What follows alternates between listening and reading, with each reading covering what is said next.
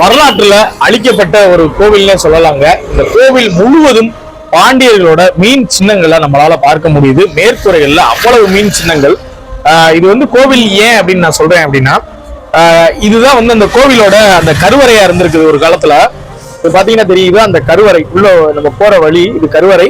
இது நாம நிக்கக்கூடிய இந்த பகுதி வந்து அந்த புன் மண்டபம், அர்த்த மண்டபம்.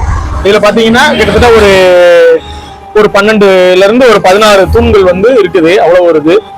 மேல பாத்தீங்கன்னா யாழி இருக்குது.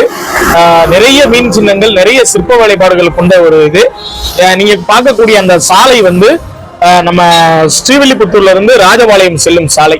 இந்த சாலைக்கு நடுவுல தான், பக்கத்திலே ஸ்ரீவில்லிபுத்தூர்ல இருந்து கிட்டத்தட்ட ஒரு 3-4 கிலோமீட்டருக்குள்ள தான் ஸ்ரீவில்லிபுத்தூர். அந்த இடத்துலதான் இந்த ஒரு அழகிய கோவில் வந்து அமைஞ்சிருக்குதுங்க. இன்னைக்கு வரலாற்றுல இருந்து இந்த கோவில் அழிக்கப்பட்டது அப்படின்னு தான் நம்ம சொல்லணும். ஏன்னா இங்க சிலைகள் எதுவுமே கிடையாது. பாண்டியர்களோட எச்சங்களான அவங்களுடைய மீன் சின்னங்களும் அவங்க கட்டிய இந்த தூண்கள் மட்டும்தான் இருக்கே தவிர வேற இங்க எஞ்சிய நிலையில எதுவுமே கிடையாதுங்க.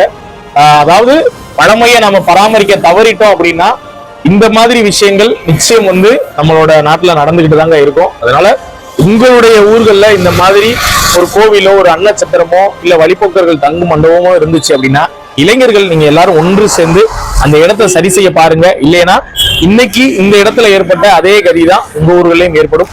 முடிந்தா இந்த காணொலியை ஷேர் பண்ணி இப்படி ஒரு இடம் வந்து அழிஞ்சுக்கிட்டு இருக்கு அப்படின்றத வெளியுலகத்துக்கு தெரியப்படும்.